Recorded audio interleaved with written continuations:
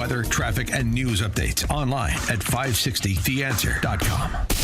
Now, from the Signature Bank Studios, this is Chicago's Morning Answer with Dan Proft and Amy Jacobson on AM 560. The Answer. AM 560, The Answer. Chris Crock filling in for Chicago's Morning Answer. Dan back on Monday. 312-642-5600 is our number. Joel Griffith, policy advisor at Advancing American Freedom. I want to talk to Joel about several things, particularly anti-Semitism, Israel, and Gaza and Iran. Joel, welcome to the show. Hey, thank you, and thanks for having me this morning. Very welcome, and thank you for coming on with us. You know, one of the things you tweeted about recently was appalling display of anti-Semitism at Glastonbury, where this Bob Dylan, which ironically Bob Dylan is a Jew and supports Israel, but Bob Dylan, quote unquote, those guys said horrific things.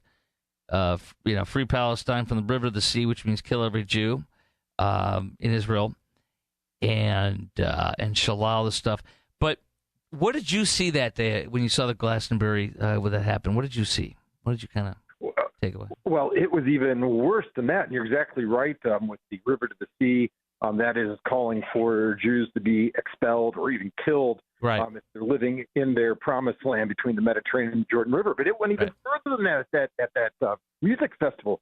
That supposed entertainer was leading thousands of people in the chant of death to the IDF. That's the Israeli Defense Forces. And to think that you've had these, most of them, young men and women in the IDF that have for years, and especially the past 2 years, been putting their lives on the line to keep their family and friends safe, to rescue the hostages that have been now being put in these death trap tunnels for 2 years in Gaza, to be calling for their death is just reprehensible. And to see the crowd joining in, it was unbelievable. Thousands of people was just chilling. Terrifying, yeah. And you have to serve if you're in Israel, I believe. So, like, every Israeli, I believe, has to serve in the IDF. So basically saying kill everybody that is in the IDF and probably kill everybody that was with the IDF, I'm guessing. It's just disgusting. I want to ask you this about Zorhan. Go ahead. Sorry, go ahead. Oh, yeah. I just to your point about the IDF, nearly all Israelis serve, both men and women, and not just the Jewish population. There are close to 10% of the IDF are Arab Israelis as well. And you don't just serve for 2 years. After you do your service, you're in the reserves for decades. So you have not just people right out of high school. You've got men and women that are leaving their families as grown adults in their 30s and 40s and 50s that have been fighting this war as well. So you're right. It's when you chant death to the IDF, you're talking about the vast, vast majority of Israelis that are part of the IDF. Which cyclically goes back from the river to the sea, which means kill all the Jews. That's what I read. Islamism and socialism, which really ultimately is communism, have combined. You look at Columbia, you look at Harvard University, and then you look at Zorhan Mamdani and his not socialism, his communism. These two, Islamism and socialism, have come together now, have they not?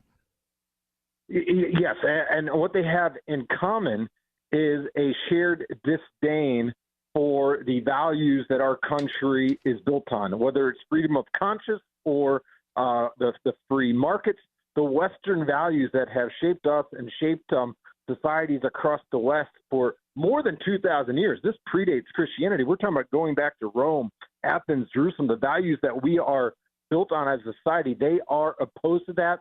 And so they'll unite, even though Islamism, radicalized Islam, and socialism and communism seem like they wouldn't have so much in common. They actually do have in common for now a shared disdain for this country. And I wrote about this the other day when we talk about the threat of Iran. Yes, there's a very real military threat. They've killed hundreds of Americans dating back more than 40 years now. I used to work at a law firm on behalf of victims of terror when I was an attorney. Wow. We were still helping widows of U.S. service members that were slaughtered by Iran's Hezbollah in Lebanon in the early 1980s. I was just about one year old at the time. We were still taking phone calls from the widows that we were trying to help secure funds after their husbands were killed. So this goes back a long time, but it's not just the military threat. You have Qatar, which is an ally of Iran, and that has also financed Hezbollah. They're not just financing military weaponry. You have Qatar that is spending billions of dollars funneling it to the United States, into universities, into organizations that are trying to indoctrinate American college students to despise their own country. That's exactly universities have been accepting these dollars with open arms to fund professorships and departments, all of which goes to indoctrinate our future leaders. Which, by the way, there's two things I wanted to hit quickly on this. Columbia University, we see that the now president said when she was on the board, sent internal texts or emails saying we got to get rid of this Jewish lady on the board and we got to put in an Arab. This is right after October 7th, the terrorist attack on Israel, the largest death and slaughter of Jews since the Holocaust in one day. And so now Elise Stefanik is saying resign, and I agree. And then you look at Harvard, and Trump is going to bring them to heel like a dog because they just don't want to turn from their decades of vile anti-Semitism there. So death by 1,000 cuts, and they're going to lose $1 billion. Wall Street Journal writing about this in their analysis. This will cripple them and bring them to heel or ruin them ultimately. But the two things I want you to tell me about with Harvard and Columbia and on that and your thoughts. And do you think that the president of Columbia should resign? I do. I think the president of Columbia should resign, and even more than that, I think she should be fired. Resignation is far too dignified for somebody acting in such a reprehensible manner. When it comes to the funding of the government funding of Columbia University and Harvard, this is really a civil rights issue. We have a Civil Rights Act that ensures that if you're a university receiving government aid or using the student loan system, that you will respect the civil rights of all students, regardless of their race, their gender, their national origin.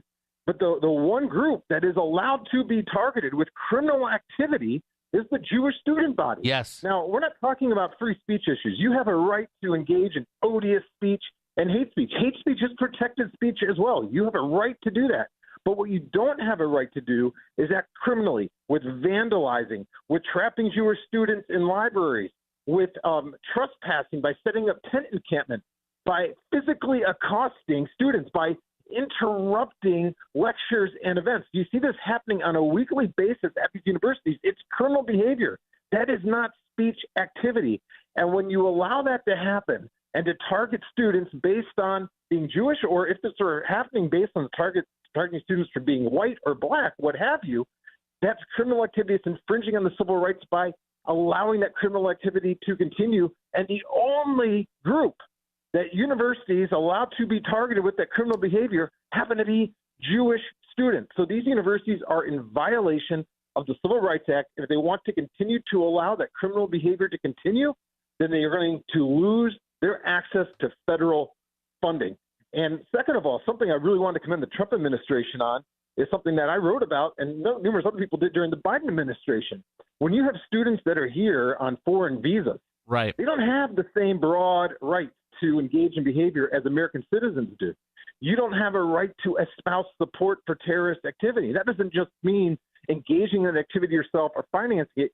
You don't have the right to be expressing support for that. So when you've got these foreign students that are organizing these protests and these rallies and engaging in this behavior, you lose your right to be here. And the Trump administration is doing the right thing by moving forward on expelling those types of students from this nation. They should not be here.